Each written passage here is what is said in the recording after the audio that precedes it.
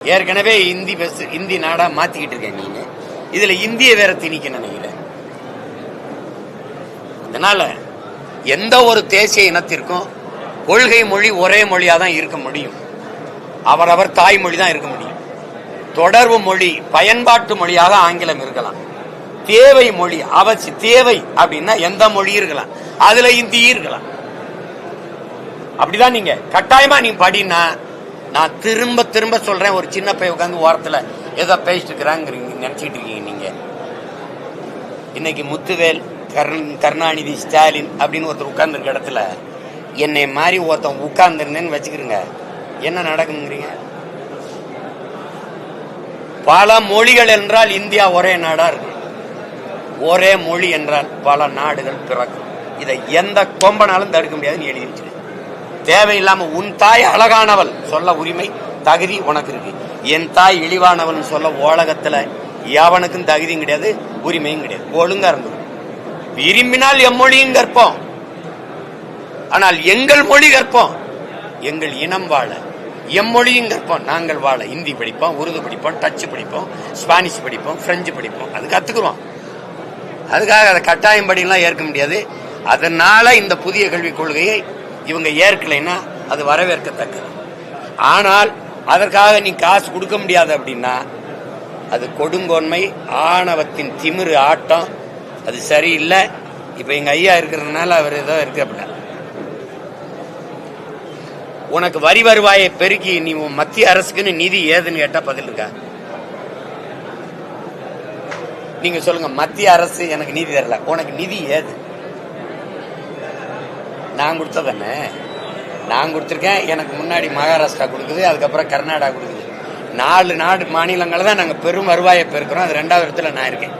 என்னோட காசை எடுத்து வச்சுக்கிட்டு எனக்கு தரமாட்டேன்னு சொன்னா இது என்ன கருத்தில் எடுத்துக்கிறது, என்ன கவனத்தில் எடுத்துக்கிறது?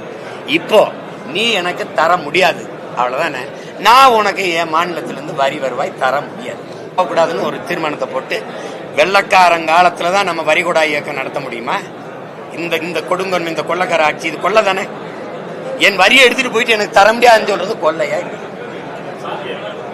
சாத்தியம் என்ன பண்ணி போயிருவேன்? நான் செய்யறேன், நீ என்ன பண்ணி போயிருவேன்? சாத்தியம் இல்லைன்னு எப்படி சொல்றீங்க? உனக்கு மட்டும் எப்படி இந்த அதிகார திமிரு வந்தது? உன்னுடைய ஆதிக்கம் என் மேல நீ அத்துமீறி இந்த மாதிரி செய்யும்னா என்னுடைய அரசு அதிகாரம் என்ன செய்ய? வேடிக்கை பார்த்துக்குமா? ஐயா சாமி நீங்க என்ன சொன்னாலும் கேட்கிறேன். அதுக்கா இது 8 கோடி மக்களினுடைய உரிமை பிரச்சனை, தன்மான பிரச்சனை, இது இனமான பிரச்சனை. இதை இங்க இருக்கிற ஆட்சியாளர்கள் செய்ய முடியாம புலம்பிக்கிட்டு என்ன செய்ய? இது ஒரு அதிகாரம், அதுக்கு 40 பாராளுமன்ற உறுப்பினர்கள். இது கேவலம். தர முடியாது போய. ஒரு பெரிய மாநாட போடுவோம், பேரணி நடத்துவோம், எல்லாரும் கட்சி. கர்நாடகால எந்த ஒரு பொது பிரச்சனைக்கு கொடியை கீழே போட்டுறான், அவன் மாநில கொடியை தூக்கிடுறான். நடக்குதுல்ல? பொதுவா நிப்போம், எல்லாரும் நிப்போம். ஒரு வரி, ₹1 வரி போகாது ஒன்றிய இந்திய அரசுக்கு. இல்ல, முடிஞ்சு போச்சு.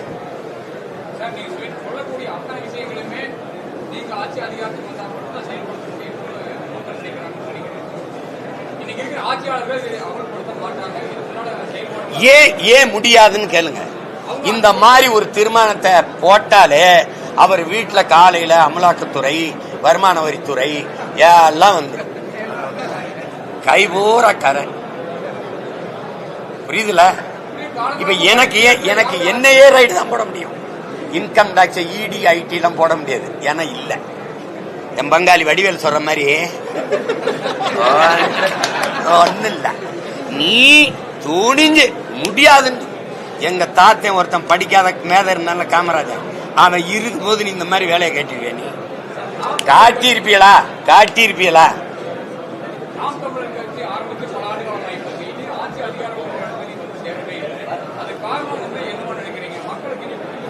நீங்க எனக்கு வாக்கு செலுத்தினீங்களா?